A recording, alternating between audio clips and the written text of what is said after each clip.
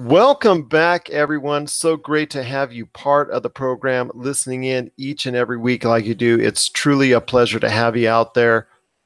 I'll tell you what, the Marvel Cinematic Universe is on a high, unlike anything we have ever seen in entertainment and pop culture.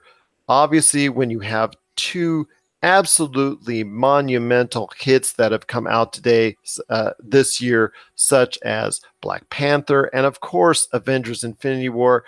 Everybody has got the MCU at the top of their list, on their minds, at the forefront of everything going on when it comes to news, entertainment, and all that. And we're all excited for Ant-Man and the Wasp coming out later this year, and also what's going on next year with Captain Marvel and the actual part 2 of whatever it's going to be called when it comes to Avengers Infinity War, the second part of whatever is going to be called this time next year.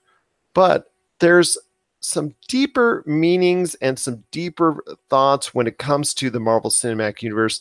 And I brought on a guest today that I hope will clarify some of these things that you may have not on the surface thought about, but they're there, folks. Trust me, they're there. And we're going to talk a little bit today about the psychology behind some of the music when it comes to the Marvel Cinematic Universe. And with me today is obviously, an expert in that field.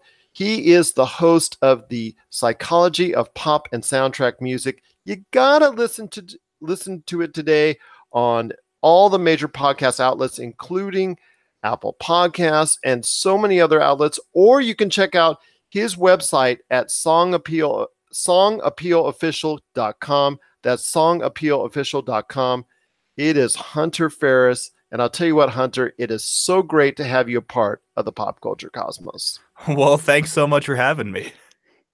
I'll tell you what, you reached out to me, and I was so thankful for it that you wanted to go ahead and discuss a kind of different topic when it comes to the Marvel Cinematic Universe, because on our show with both my fellow host Josh and I, we love to talk about the MCU. We love to talk about the movies and the plot lines and the characters. And oh, don't worry, so do I. I love talking about that stuff. And when it comes to the different variations as far as the comic books and all that, but you have you reached out to me with something a little bit different. So, in your words, what did you want to talk about when it comes to the psychology behind some of the music that we have become familiar with when it comes to the Marvel Cinematic Universe? So, I actually did an episode about this a little while ago, but the simple version is some of the Marvel Cinematic Universe movies aren't really superhero movies. They just feel like superhero movies. And part of the reason they feel like superhero movies is because they use this one theme that the MCU has more or less, for lack of a better word, trained us to think this is a superhero movie because of that one theme. Absolutely. I couldn't agree with you more because, you have that, I don't want to say well, actually, I will say it, the bombastic Avengers theme that everybody has known and loved. Although at the end of Avengers Infinity War, I will say kind of gets softer, but it's love that version. It's still the same theme, obviously, to get over a certain point. But I won't, spoilers out there. I won't go into that. If you want to check out our spoiler cast, we had that a couple of weeks ago, and you can check that out. But I do love that theme as well. It does get me excited for what's going to happen, whatever it is, the next scene or the next movie, what have you. But my personal favorite of the Marvel Cinematic Universe is the theme for, well, actually, it's my favorite movie as well, and I think the best overall, Ooh. Captain America, the Winter Soldier. Ooh. What are your thoughts on that one to start off with? On the theme? On the theme, because that one really had because that movie to me plays out more like a spy thriller. Exactly. And I think that theme actually, helps dictate that type of action. It was honestly amazing to see a Captain America movie that took a political thriller route. Oh, that was a great choice. The theme is so weird. So I teach piano for a living. That's my day job. I teach people to play piano by ear. And the problem with the weird part about the theme for Captain America's The Winter Soldier is it's just a minor scale. That's it. It is a minor scale going down. So a minor scale sounds like bum bum bum bum bum bum bum bum, and the theme for Winter Soldier sounds like ba da da da da da da da da da da da da dum. It is note for note, just a minor scale going down.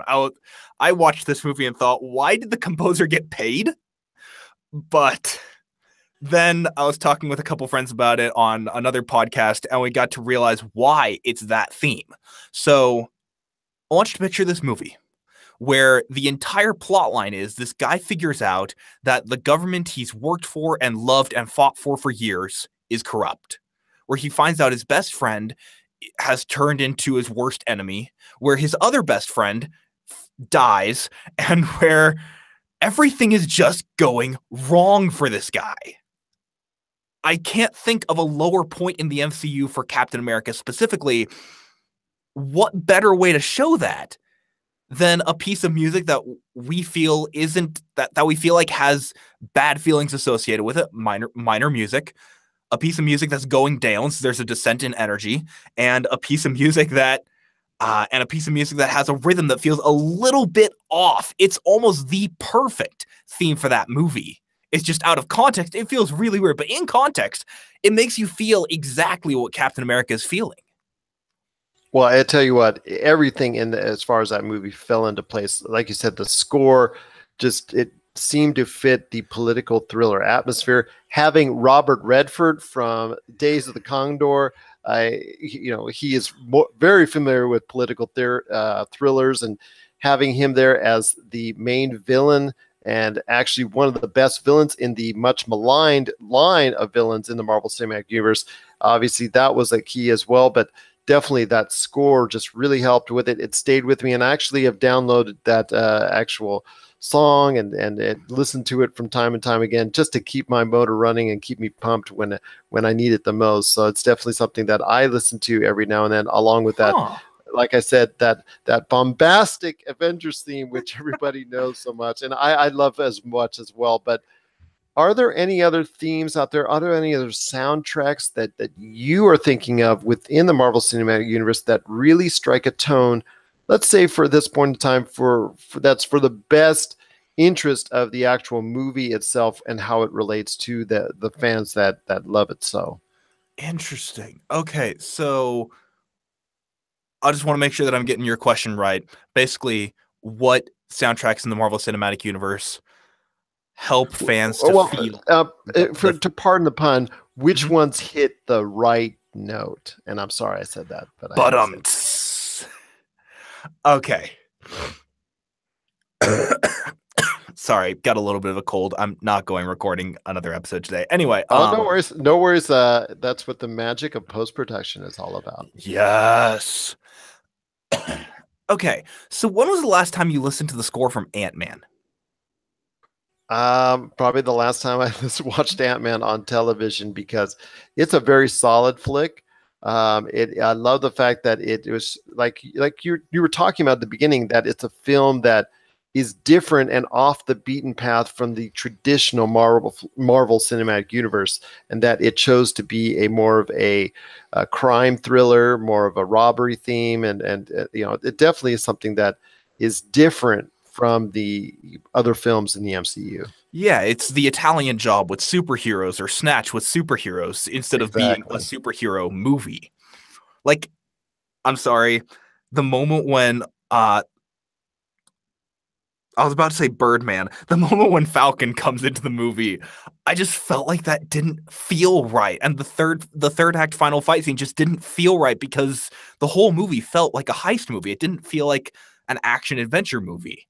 And it's on such a smaller scale than any of the other movies in the MCU. So maybe that's also kind of like what it is as well. That might explain it. One of the reasons for me why it feels like a heist movie is that the entire soundtrack is essentially a love letter to the Mission Impossible theme. Yeah, I can definitely get that vibe from it as well. So let's break it down and see exactly why the Ant-Man theme feels like the Mission Impossible theme. So up until 2015, when Ant-Man was released, the Mission Impossible theme and the Ant-Man theme were two of the only pieces in the public eye that were in 7, 8, time. Most pieces are in 4/4 time. There are 4 beats in every measure. This one's in 7/8, where there are 7 beats in every measure. Very interesting. Very, very interesting. It makes things feel a little bit more urgent because everything's coming a little faster than it should. And it makes the audience think, oh, this is kind of like Mission Impossible, because up until then, there were no other pieces that people cared about, at least, that were in 7/8 time. I'm going to get some definite flack for saying that nobody cared about any other pieces in 7/8. Both themes have this little short repeated musical section called an ostinato that has really, really small jumps in between the notes, really, really small intervals. They never jump further than a third. And on top of that, they have this melody on top of the intervals, on top of the little ostinato, the little repeated section. They have this melody that's based entirely around taking minor chords and breaking them up one note at a time. Both of them have basically the same structure, basically the same idea behind them. Christoph Beck just did the same idea and said, it feels like Mission Impossible. And the entire movie felt more like a heist movie because of it.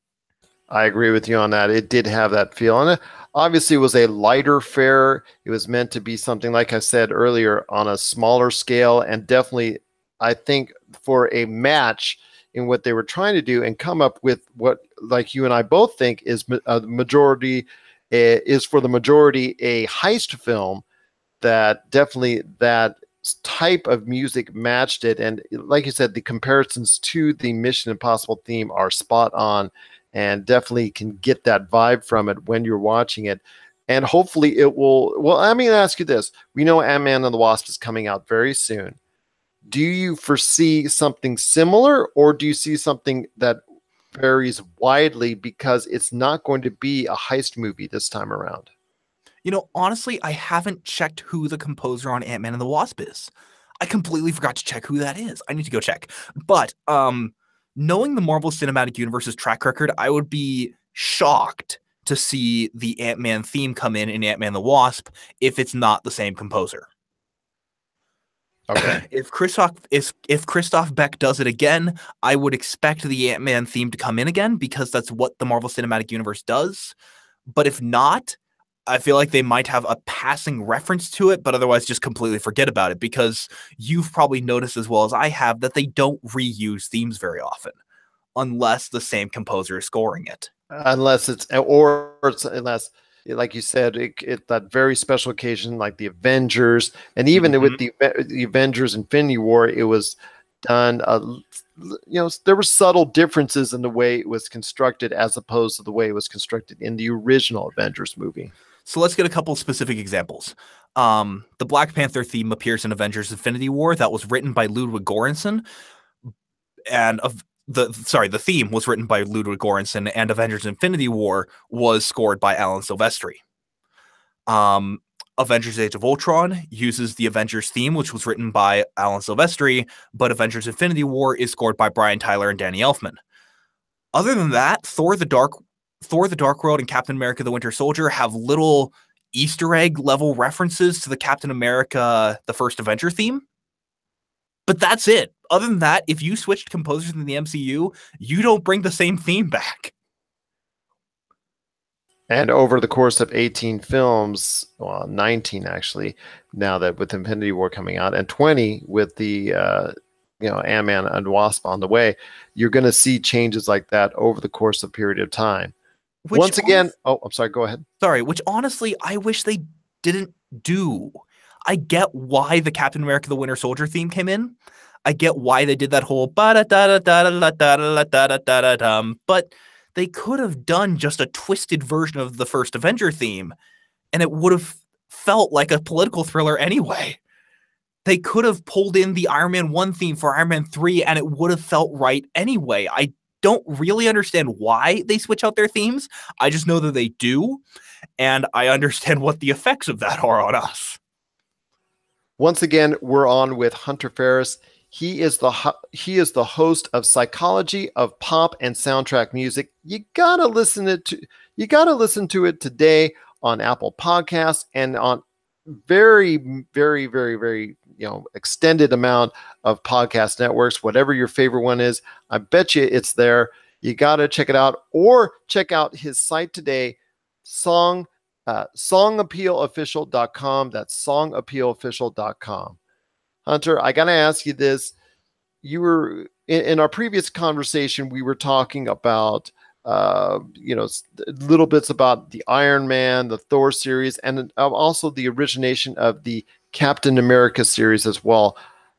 I mean, obviously, when it comes to forgettable soundtracks, the first Avenger, even though I love that movie and is probably one of the most rewatchable films on TV whenever it comes up, I think probably just because of the nature and the time frame that it's thought of and whatnot, I think probably the first Avenger comes to mind as far as one of the least memorable, I should say, soundtracks when it comes to the Marvel Cinematic Universe. Am I correct in that statement, or do you think it'd be something else instead?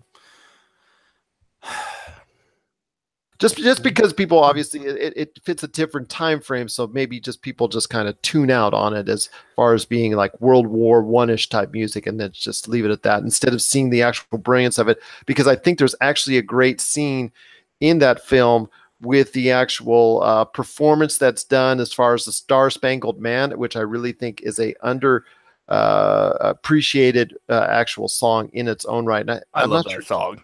Did it actually get credited for an Oscar? I don't know if it did, but it definitely deserved some type of consideration if that was the case at that time. I love that song. I don't consider the Oscars. I don't consider whether the Oscars consider things. That's just a me thing. So like, I don't really care. I just know it was a great song. It fit really well. The theme itself, I'm assuming we're talking about the Captain America March, the one that goes bum ba da da dum. Exactly, which like I said, it's because of the time frame that it fits in. People have a tendency to tune out on it and look for more modern music at this point in time. Interesting. I've never thought about it that way. From my experience, I've found that the Captain America: The First Avenger theme is one of the most memorable themes in the MCU.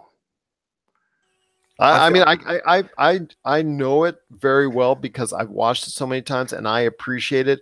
But it's speaking from a general consumer standpoint, yeah, because also the First Avenger is one of the least, how should I say, least performing as far as box office gross wise as well. It didn't perform as well as many of the other films in the Marvel Cinematic Universe because obviously it was a start for Captain America. The MCU was still at a birth-like stage and still an adolescence type stage and still growing. So I think people have a tendency to forget actually what that song was all about. So that's the only reason why I didn't say it wasn't good. I didn't say it wasn't bad. I just said it's not as memorable because people have a tendency in this modern times to tune out anything that's not something that they're familiar with within the 2018 realm. That's one of the reasons why I think it is memorable. Now, my experience is occasional people who know the MCU really well, occasional people who really like Marvel movies, and I'll ask them, hum one of the themes, just to see if they can remember any of them, and they usually hum the Avengers theme. That is definitely the most memorable theme in the MCU. And then if they get to another one, it's usually the Captain America: The First Avenger theme. Really? Okay, so dun dun dun dun dun. Dun. Now, here's why. The Captain America: The First Avenger theme is basically, it's a military march. It's the kind of thing a marching band would play. When I was a young boy, my father took me into the city to see a marching band, and they play. I'm totally kidding. I'm just quoting My Chemical Romance. Anyway, the whole idea of that song is to make us feel like we're in the military. It's to remind us of every single military song and every single military movie we've ever seen. If you've seen Saving Private Ryan, you're going to be reminded of that theme when you hear Captain America: The First Avenger. If you've seen Patton or Midway, oh my gosh, that theme is so based on Patton and Midway. It's basically what would have happened if you gave John Williams the theme from Captain America: The First Avenger. And if you gave John Williams the movie of Captain America: The First Avenger and said, make a theme for this, that's the theme he would have written. I don't know if it's a love letter to John Williams or not. I just know that because that theme reminds us of things that we've heard all our lives, it's a theme we can remember a little better than, say, the Thor Ragnarok theme or the Iron Man 2 theme, which honestly, I can barely ever remember either of those themes. Well, that's something I also want to delve into, but I agree with you on the first Avenger because the fact that like you said, it is off the beaten path, but it didn't get to be seen in the theaters by a whole lot of people, or a lot of people may have tuned out or forgotten about it. 18 films going in, 19 films, what have you at this point. But I agree with you on the fact that it does stand out because of its originality and that it is a throwback to those days. And like you said, a great homage possibly to John Williams as well. But Star Spangled Man, I think, is probably for me even more memorable than the actual theme itself. That's what happens when you give lyrics to a song. Exactly, exactly. And I think it just fit with the overall theme of the movie. And I thought it was very well done. Like I said, if it got some type of notoriety, I would not have been surprised. But I want to ask you on the other end, and you talked real briefly about Thor Ragnarok, and obviously we've talked a little bit about Thor movies in the past as well, and then also the Iron Man movies. You've got 3 Thor movies and 3 Iron Man movies. Now, some of them are well thought of, some of the movies are not so well thought of in the Marvel Cinematic Universe. Share me your thoughts on each, because the themes from them, I think for the most part, vary wildly, and it's not always for the best. So we're talking about the soundtrack themes, not just the movie itself. Yeah, I mean, because obviously the Iron Man 2 is not very well thought of. Obviously, I don't even think of Iron Man 2 as a movie, to be perfectly honest. the Thor movies are not very. Well, the first 2 Thor movies are not very well thought of. The Thor Ragnarok obviously went to go, because of the former frontman from Devo. He obviously was responsible for the modern digitized synthesized sound of Thor Ragnarok that was wildly different from, I believe, the first 2. Was different than the first 2 Thors. But then you also have the Iron Man movies as well, which varied wildly, especially when it came to Shane Black's movie Iron Man 3, and what he was going for and what the theme was ultimately ended up being as well. I'm going to be a little controversial about this. I think the themes for the 3 Iron Man movies and the 3 Thor movies were exactly what they needed to be, for better or for worse. The Iron Man 1 theme is essentially Iron Man by Black Sabbath. It's the same notes, just changed into an orchestral setting or a guitar setting and put in a different order. So the notes from Iron Man by Black Sabbath, notes 1, 3, and 4 on a minor scale, just to make things simple. The Mark 1 theme from Iron Man 1 is notes 1, 3, and 4 on a minor scale. It's just putting them in a different order. Iron Man 2, you get a very bombastic superhero theme, much like the Superman March or any other superhero theme you'd heard in the last 10 years or so, just to remind us this is a superhero movie. Because honestly, if it didn't have that theme, we probably would have forgotten that it's a superhero movie. Iron Man 3, it's a theme that's designed to be very, as Brian Tyler, the composer for the movie, put it, blue collar. It's in a very normal time signature. It's very simple intervals. It's a very simple tune. It's supposed to be something that's very human, something that we can relate to while still being a superhero theme. It draws on a lot of the ideas of a Marvel Cinematic Universe superhero theme that they'd established over the last 5 years? 6 years. 5 years. Sorry, I'm getting timelines mixed up.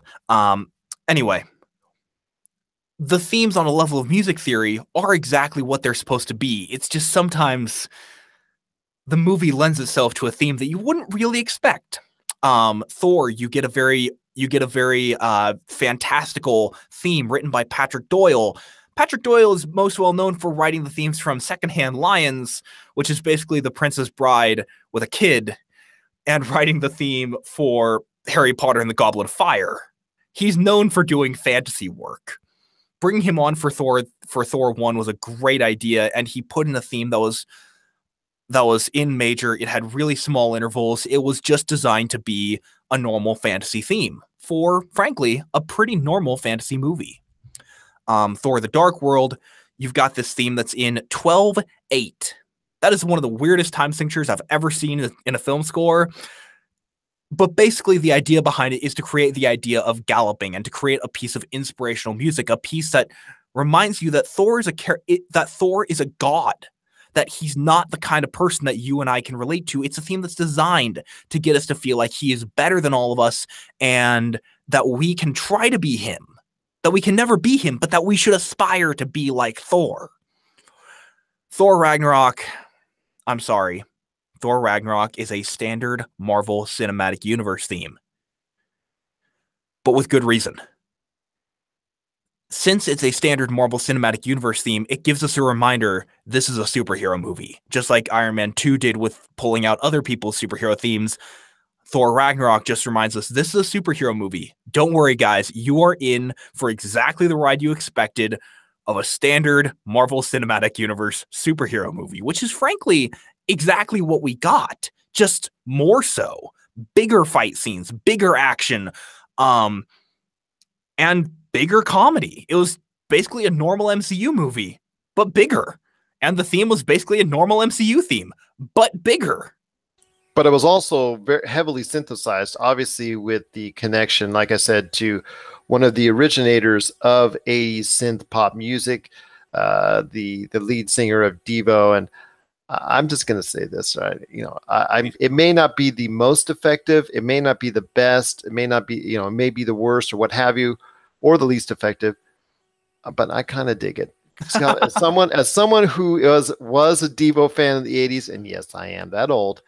I can't say I cannot lie to you, man. I cannot lie to you, Hunter. Well, thank you for being honest with me. It does have a special place in my heart. It's not my favorite, but it does have a special place in my heart because of who actually created the music. To see, like, just like when Danny Elfman, you know, because obviously Oingo Boingo, you know, that as far as, you know, his ties to that, whenever he still does a soundtrack, it's so off the beaten path from what he used to do with Oingo Boingo. This is just the same thing, although this actually does remind me a lot of what he used to do when he used to work with Devo.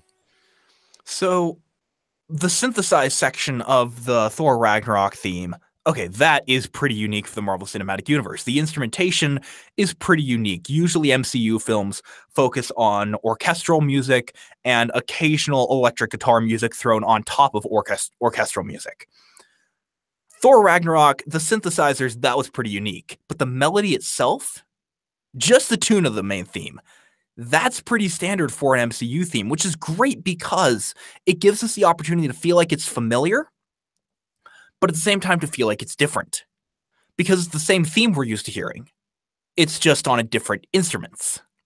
But yeah, I actually, when, like I said, Mark Mothersbaugh of Devo, when he actually, you know, you could just, as someone who, like I said, lived through that time, you can just feel, you get those 80s vibes as he was going on and getting into really that, like you said, the synthesized part of that movie and the theme and whatnot. It just, like I said, for 80s fans, I think it was just kind of a, you know, cheap thrill. What can I say? Now, was it effective? Absolutely. It did exactly what the theme needed it to do. The movie needed a theme that would remind us that this is a superhero movie. And frankly, the Marvel Cinematic Universe has given us this one theme over and over that it's almost trained us to think this is the superhero movie theme of this decade. It's used in Iron Man, in the Avengers, in Iron Man 3, in Thor: The Dark World. It's used in about half their movies. And once they've established that theme so well, that style of theme at least, so well, it feels like a superhero movie as soon as we hear that theme, even if the movie doesn't act like a superhero movie. Exactly. So I'll close out with this. And I want to get your thoughts on this. I got to ask you your thoughts on, I don't want to say the best and the worst, because that's, you know, for composers who, you know, spend so much time collaborating, trying to create something special, create something that will fit with the movie, create something that will fit with the theme. What are the, what is the most effective movie soundtrack, in your opinion, of the Marvel Cinematic Universe? And also, what is the least effective? All right, give me just a sec to think about that, because I'm gonna have to scroll through the movies real quick. No problem. But there's 19 movies to decide between here. But I mean, you know, I know, but I had to hit that. I had to ask that question.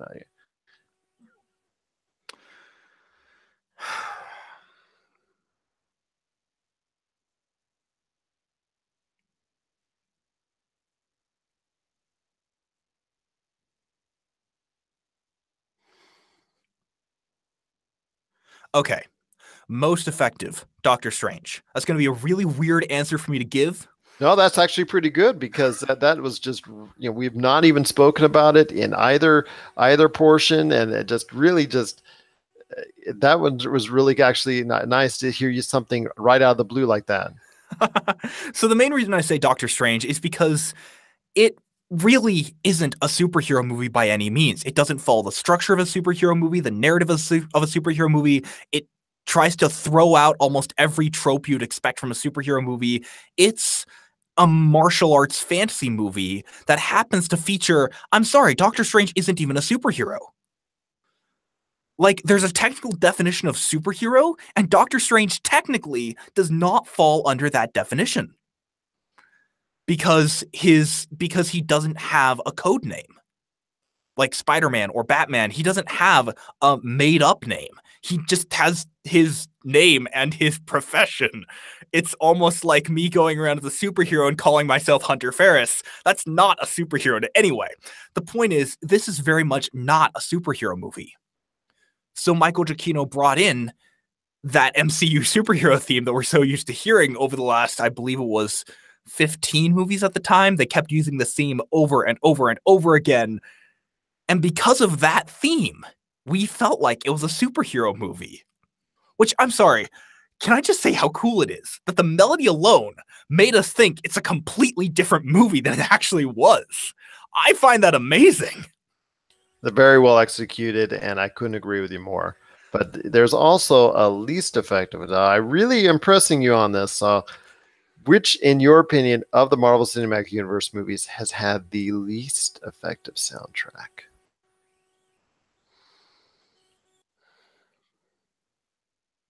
And again, I know I'm pressing you on this, but I had to ask. I'm trying to decide between the one I was most disappointed with and the one that actually gives the wrong feel for this movie. I'm not sure which to pick. Which do you want to hear about? Try both. Right. Try both because obviously they affect you both in negative ways. So, Captain America: Civil War should have been the greatest musical event of the decade. It should have included the themes from Captain America: The Winter Soldier, which it did. The Winter Soldier Scream from Winter Soldier, which it did. Any Iron Man theme, which it didn't.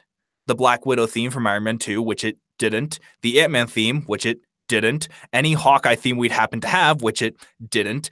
If they could have, I would have loved for them to collaborate with the composers, with the future future. I don't know how that works. I don't know how the grammar works. Anyway, I recognize that Spider-Man: Homecoming and Black Panther hadn't come out yet, but it would have been really cool if they'd collaborated with the composers for Spider-Man: Homecoming and Black Panther and asked, what are your themes going to be, and use those themes just to introduce them. It just wasn't. The airport fight alone should have been the greatest piece of music since Star Wars Episode 4. Instead, it was just a fight theme. The movie had a theme that was a soundscape. It was a background to the movie instead of reminding us who these characters are, reminding us what these characters stand for, reminding us how these characters feel in a given moment. Instead, it was just standard. It was music that made you feel like there was action, but not music that made you feel like there was action between Iron Man and Ant-Man. That's what disappointed me about Civil War. About the music, at least. And you said you had another one as well? Iron Man 2. I mentioned that it used a bombastic superhero theme that you might have heard 30 years ago, back during the days of Superman 3 and stuff like that. I don't say what a bad piece of music is because I'm a critical enough person in real life that I don't like to be critical on podcasts. I would rather make myself better because of podcasting. Anyway, I feel like it would have been more effective for the movie if they'd pulled on the MCU superhero theme that they were just starting to develop. I feel like it would have been more effective for the MCU as a whole by making us feel like they had a specific style of superhero theme throughout every phase and throughout their entire franchise. And also it would have brought out what Iron Man 2 needed to be by having a simple theme with simple rhythms, simple notes in minor that focused on notes 1, 3, and 5 having a simple theme like that would have given the film more thematic continuity. To be a little pretentious about it, it would have made the whole film feel like it was one solid movie if they'd stuck with one theme that was used through the entire movie. As it is, they pulled one theme out that was used like twice, maybe. It was just a really ineffective use of the theme, and I feel like it would have been a more effective theme if they'd chosen a standard MCU theme to make it feel like it was a standard MCU movie. Yes, I get there weren't many MCU movies back then, but it still would have established the theme better for future movies and established it better for that movie. Whew, that was a long diatribe. But definitely a well-spoken one at that. Thank you.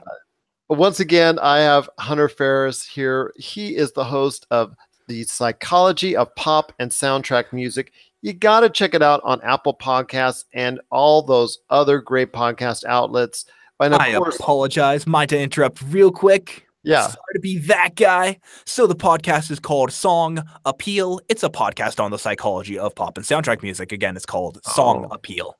Okay. Once again, I pointed that out earlier. Oh, my apologies. Well, actually, I'll just edit in there.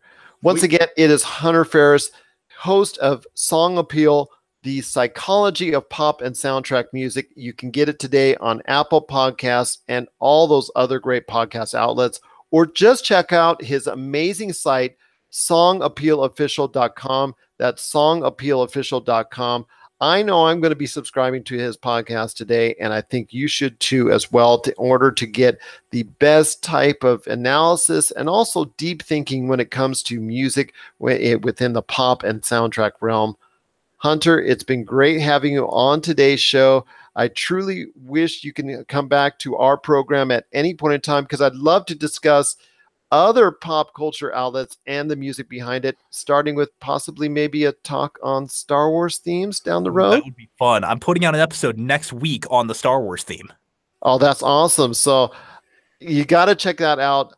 His show, Song Appeal, Psychology of Pop and Soundtrack Music, on Apple Podcasts, and listen to that show and all the other great episodes that he's had on the air as well.